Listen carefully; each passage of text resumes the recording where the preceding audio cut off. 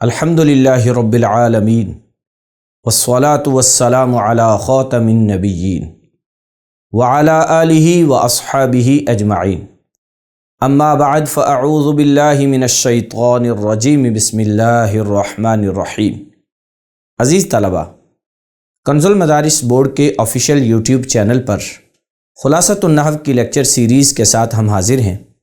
آج الدرس الخامس والعشرون یعنی 25واں سبق۔ 25ویں سبق کے متعلق آج ہم پڑھیں گے۔ کچھ تعارف کرواتا ہوں 25ویں سبق میں کیا ہے۔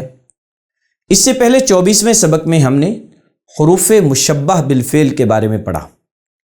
حروف مشبہ بالفعل میں سے دو حروف ایسے ہیں جو کہ صرف ایک حرکت کے فرق سے پڑھے جاتے ہیں، انا اور انا، یعنی ان میں سے ایک ایسا ہے جس کے حمزہ پر کسرہ پڑھا جائے گا اور ایک ایسا ہے جس کے حمزہ پر فتحہ پڑھا جائے گا، یعنی ایک کو انا اور دوسرے کو انا۔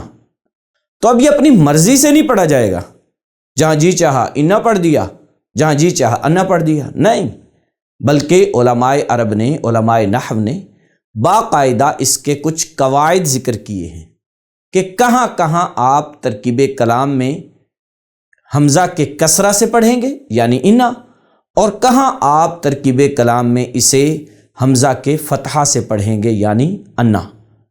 آئیے پھر دیکھتے ہیں کہاں انا اور کہاں انا پڑھا جائے گا۔ الدرس الخامس والعشرون، 25واں سبق، انا اور انا پڑھنے کے مقامات۔ انا اور انا کے مقامات مختلف ہیں، کہیں انا اور کہیں انا پڑھا جاتا ہے، جیسا کہ ابھی میں نے عرض کیا کہ اپنی مرضی سے نہیں پڑھا جائے گا بلکہ قواعد کے تحت پڑھا جائے گا۔ سنیے، در ذیل مقامات پر انا بکسر الحمزہ پڑھا جائے گا، یعنی یہ حمزہ ہے اور اس حمزہ کو کسرہ دے کے پڑھیں گے۔ وہ کون سے مقامات ہیں جی؟ غور کیجیے۔ الف جز ہے جملے کے شروع میں، ان اللہ غفور الرحیم، یہ جملہ ہے اللہ غفور الرحیم، بلکہ انا داخل کرنے سے پہلے یہ تھا اللہ غفور الرحیم۔ اس کے شروع میں ہم نے انا داخل کیا تو چونکہ یہ کلام کے شروع میں آ رہا ہے لہٰذا یہ قاعدے کے مطابق انا نہیں بلکہ انا پڑھا جائے گا۔ باجز قول یا اس کے مشتق لفظ کے بعد یقول انہا بقرۃ کہتے ہیں، لفظ قول آئے یا لفظ قول سے بنا ہوا کوئی بھی لفظ، چونکہ آپ صرف جانتے ہیں نا، اس لیے انہوں نے پڑھا ہے اس سے مشتق لفظ، قال، یقول، قائل، تقول، اقول، نقول وغیرہ، تو کیا پڑھا جائے گا؟ انا، انہا بقرۃ۔ دیکھیں یہ قول سے بنا ہے یقول، اس کے بعد کیا پڑھا گیا ہے؟ انا، انہا بقرۃ۔ جیم جز اس میں موصول کے بعد، جیسے ما جاء الذی انہ ذہب، یہاں اس مثال میں الذی جو ہے نا یہ اس میں موصول ہے، اس کے بعد آیا ہے لہٰذا یہ کیا پڑھا جائے گا؟ انہ ذہب۔ جیم جز کے بعد ہے جی دال جز، عالمہ، شاہدہ یا ان سے مشتق لفظ کے بعد جب کہ خبر پر لام ہو، اعلم انہ لعالم۔ دیکھیں اعلم جو ہے یہ کس سے بنا ہے؟ عالمہ سے، اور اعلم کے بعد کون آیا ہے؟ انا، لہٰذا یہ انا پڑھیں گے، انا نہیں۔ اور ایک اور شرط بھی ہے، جب کہ خبر پر لام ہو۔ اب لا عالم جو ہے یہ کیا ہے؟ خبر ہے، اور اس خبر سے پہلے دیکھیں یہ عالم سے پہلے، عالم کی عین سے پہلے لام ہے، اور یہ لام ہے اس وجہ سے اس کو کیا پڑھیں گے؟ انا۔ حاجز جواب قسم کے شروع میں واللہ انک جواد، خدا کی قسم بے شک تو سخی ہے۔ واللہ یہ ہے قسم، انکا سے لے کر جوادن تک اس کو کہیں گے جواب قسم، اور یہاں یہ آیا جواب قسم کے شروع میں لہٰذا پڑھا جائے گا انا۔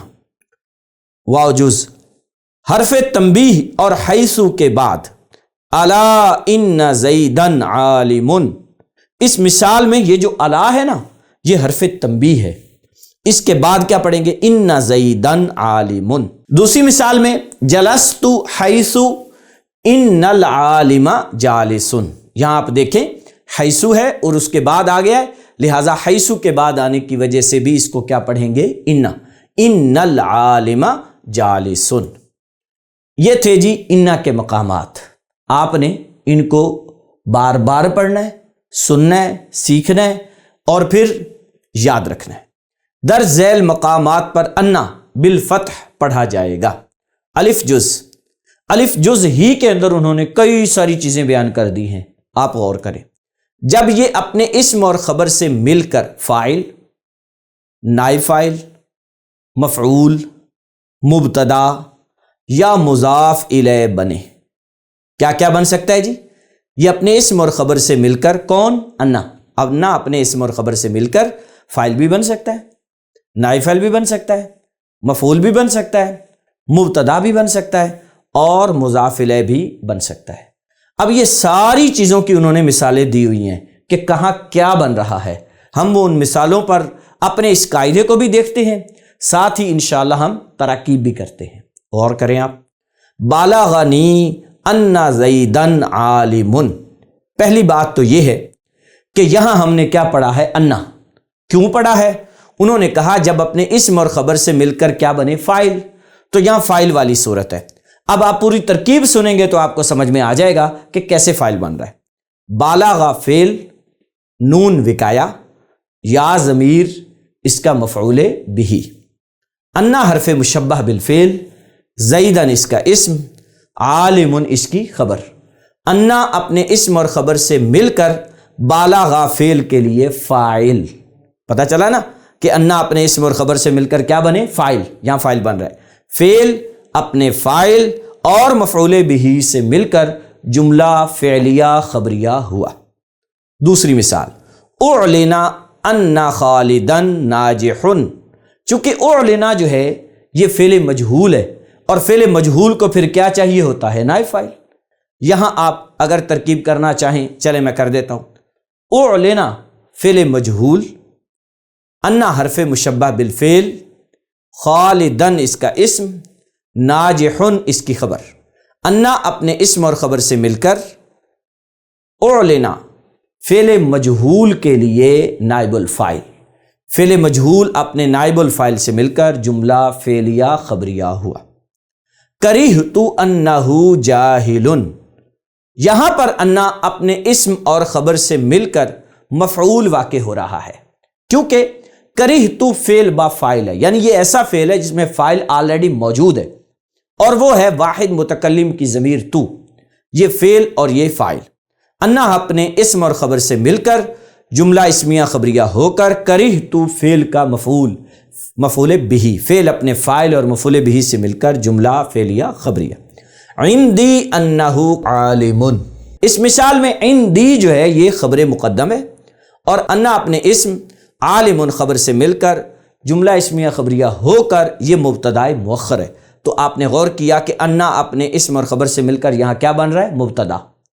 اگلی مثال میں عجبت من طول انک قائم، اس مثال میں انا اپنے اسم اور خبر سے مل کر طولی مضاف کا مضاف الیہ بن رہا ہے۔ کیسے؟